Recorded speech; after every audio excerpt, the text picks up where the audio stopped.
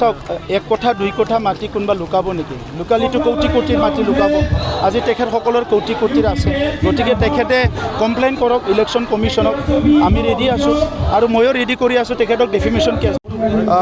যোৱা দুটা টাৰ্ম জিকি আছিলোঁ আৰু এইবাৰো বহুত ভোটত ককলাবাৰী বিজয় হ'ব যোৱা দুটা টাৰ্ম জিকি আছিলোঁ আৰু এইবাৰো বহুত ভোটত ককলাবাৰী বিজয় হ'ব ককলাবাৰী অঞ্চলৰ আমাৰ বড়ো মদাহী শৰণীয়া অসমীয়া যিমান জনগোষ্ঠী আছে চবে খুব শান্তিৰে একেলগে আছে আৰু এই পৰিৱেশত আজি ৰাইজে UPPL দলক সকলো আঁকোৱালি লৈছে কাৰণটো হৈছে যি কমিটমেণ্ট আমি কৰিছিলোঁ 2020ত এই কামখিনি আমি কৰিছোঁ প্ৰথম কাম আছিলে শান্তি প্ৰতিষ্ঠা কৰা আজি শান্তি প্ৰতিষ্ঠা হৈ গ'ল সকলোকে নিৰাপত্তা প্ৰদান কৰা নিৰাপত্তা চবে পালে আৰু আজিৰ সময়ত সমন্বয় বড়ো অনাবড়ো বুলি পেলাই এটা ৰাজনীতি কৰি আছিলে সেইটোও শেষ হৈ গ'ল উন্নয়নটো চবে বাট চাই আছিলে স্বাধীনতাৰ পিছত ককলাবাৰীৰ ভিতৰ অঞ্চলৰ ৰাস্তা দলং হোৱা নাছিলে লাহে লাহেকৈ বহুত ৰাস্তা দলং হৈ গ'ল BPFৰ সময়ত আধৰুৱাকৈ পেলাই থোৱা দলংবিলাক ৰাস্তাবিলাক আছিলে আমি সম্পূৰ্ণ কৰিলোঁ আজি ককলাবাৰী সমষ্টিত আমি চিনেমা হলো বনালোঁ সুজিত নাৰ্জাৰী অডিটৰিয়ামো বনালোঁ আৰু এটা অডিটৰিয়াম হ'ব ইণ্ডাষ্ট্ৰিয়েল পাৰ্কো আহি আছে কলেজখনো প্ৰভিন্সিয়েলাইজ হ'ল বহুত কাম আজি ককলাবাৰী সমষ্টিত হৈ গ'ল আমাৰ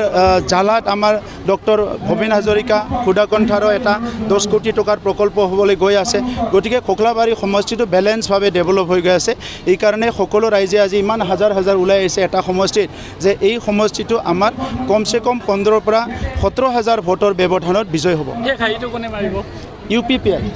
ইয়াৰ 26টা জনগোষ্ঠী বড়োলেণ্ডত আছে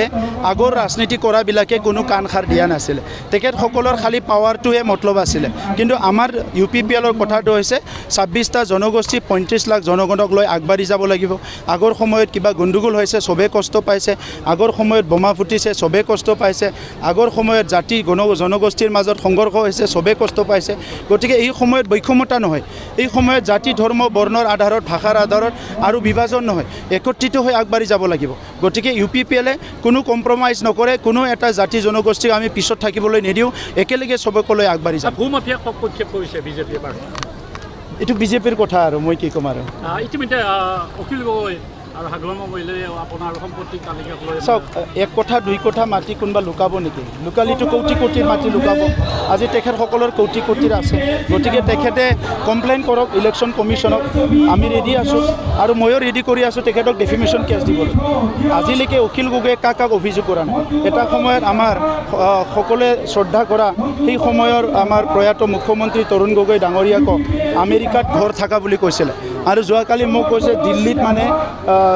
কিবা মাটি আছে কিবা আছে প্ৰমোদ বড়োৰ ইমান বেয়া দিন অহা নাই যে মই দিল্লীত থাকিম